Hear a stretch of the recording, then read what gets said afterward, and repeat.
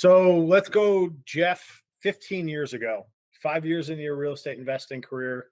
Mhm. What are things you wish you knew then that you know now about borrowing hard money to flip properties? Wow. So 15 years ago, um, Oh shit, 15 years ago. You're right in it. You're yeah, right in the mix. yeah, I was right in the middle of, Right. everything going to crazy town. Yeah. Um, but 15 years ago, it really didn't matter that there was, a crisis going on because there were still people who had cash that wanted to invest in real estate. And there were the people that wanted that were people that understood that things were now on sale, right? And so it was actually easier back then. And the truth is, back in 2008, 9, 10, 11, even 12, we could be really, really stupid sloppy, almost as sloppy as they were that got, to the point where they got us in trouble in the first place. Because, corrections don't happen back to back that close. But back in 2005, like if you bought, or 2008, if you bought a property, you couldn't help but make money on it. Like even if you did a really crappy renovation on it, you couldn't help but make money. Same as before the crash. And the reason now it worked even better was because all the prices were lower. And so it was so much easier back then. Really, what's happened since 2008 to today has been an evolution of the marketplace. And most of the things that I know now today, unfortunately, are from hard lessons learned because the reality is people are people. Sure. The majority of people are good, honest people, right? But unfortunately, not all good people are good to do business with. And that's just a harsh reality of life. And so over time, I've had to alter paperwork. I've had to upgrade things because of deals that went sideways, and not all just my deals, because I have a lot of friends who are also lenders as well. And I like to learn from their mistakes too. And so you just get forced into putting things into the paperwork because if you don't, someone will take advantage of it and they will steal you blind. I'm actually working on a deal right now. I'm not part of the deal, I'm just helping with it. Someone who had some cash decided to do a private loan. They didn't really know what they were doing. The odds are there's no one that can save this deal. And the odds are that the person that they lent the money to is actually going to pocket all of their retirement money. That's the thing that most borrowers don't understand, right? So, like, the biggest lesson I've learned across the whole gamut of everything is that borrowers don't plan to fail. They just don't. And it's a real easy reason to why. Because it's not that they don't care. It's not that they don't know deep down something could go wrong. But the reason that they don't think about it is because when you put a deal under contract, you believe it's going to work. If you believed it was going to fail, you wouldn't put it under contract, Right. right? And Yep. that's just the simple truth of it. So, because everybody thinks that the deal they got is so good, they never think about what's going to go wrong. So, my biggest lesson across all this stuff is I actually am trying to assume that every single deal that's brought to me is going to fail every single time. And the reason that I like to be a resource and the reason that I like to bring advice and I like to teach and stuff is because my job is to take every single deal from this position of it's going to fail to what can we do to help make it bulletproof? Got How it. can I help the borrower structure this thing, run it, manage it, and have the right people involved so that while you can't guarantee success, every positive thing that we can tweak and enhance in the thing improves it, right? Yep. Unfortunately, paperwork behind the scenes, which is why like borrowers today, they walk into closings and our paperwork stacks are like monstrous. I mean, it's like, you feel like you're buying a house, like you're giving away your life, right? And it's the unfortunate not so good people that have forced the giant mounds of paperwork that we have to produce.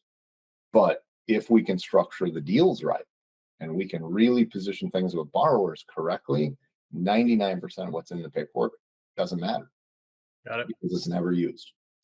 What now? Now you mentioned something earlier that you're people don't think about deals going bad or they wouldn't have gone under contract. So of the deals, the hard money deals that don't work, is it are you typically seeing a sort of blind arrogance and confidence? Or are you seeing shit hitting the fan when you open up a wall and you just have unexpected expenses, or a mixture of both? What are you typically seeing as to why a deal falls apart? It's actually more the first one. It's mostly blind arrogance, Okay. unintentional. Nobody means to do it. Nobody Yeah. means to have things go bad. But it's kind of like when you're up. Yeah, I don't know. Nobody watches late night TV like this anymore. But you're on the internet, you're on Facebook, and this ad pops up on your stream, and for whatever reason, it catches your eye, and it promises you the sun, moon, and stars, and it makes it sound like it's just so easy, and I there's nothing in the world I can do wrong. I'm just going to go make $1 million. It's the same thing when we get sucked into that get rich quick scheme. Yep.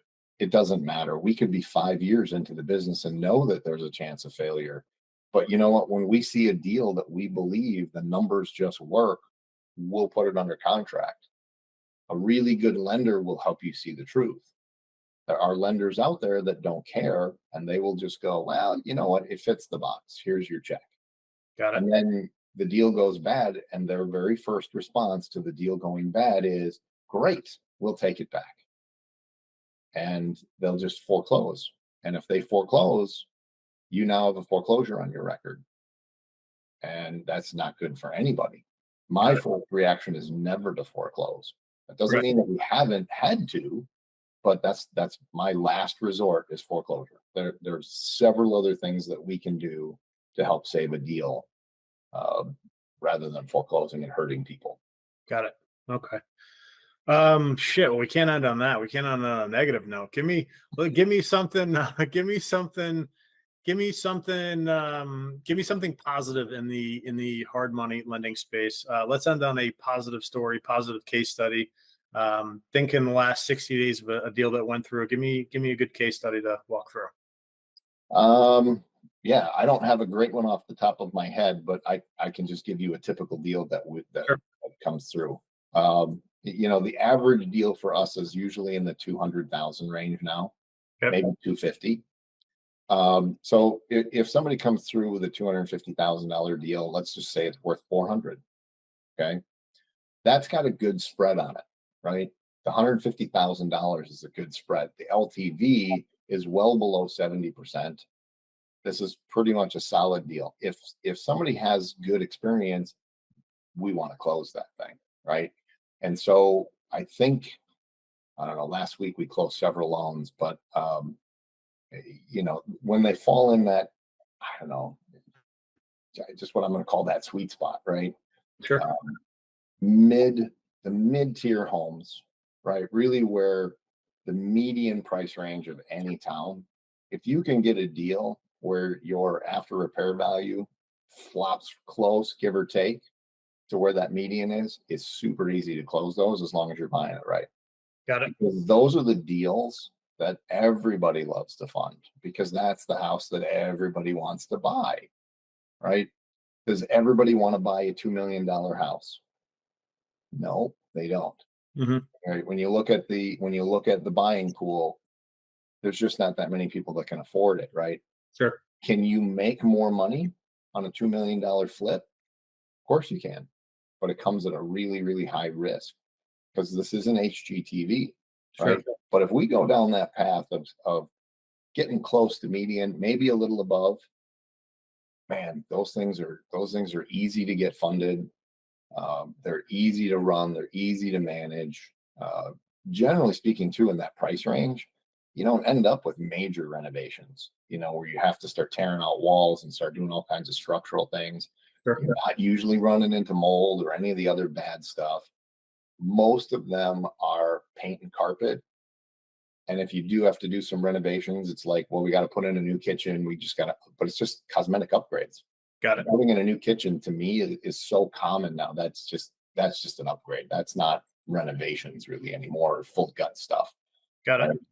Right? That stuff gets easy to fund, and that's the stuff I love working on deals with people on, and helping them get those things across the line. Awesome. All right, Jeff, that's it for today. If anyone wants to speak with Jeff, I'll put a link in the description below. Thank you very much for your time today, Jeff. Yeah, you're welcome.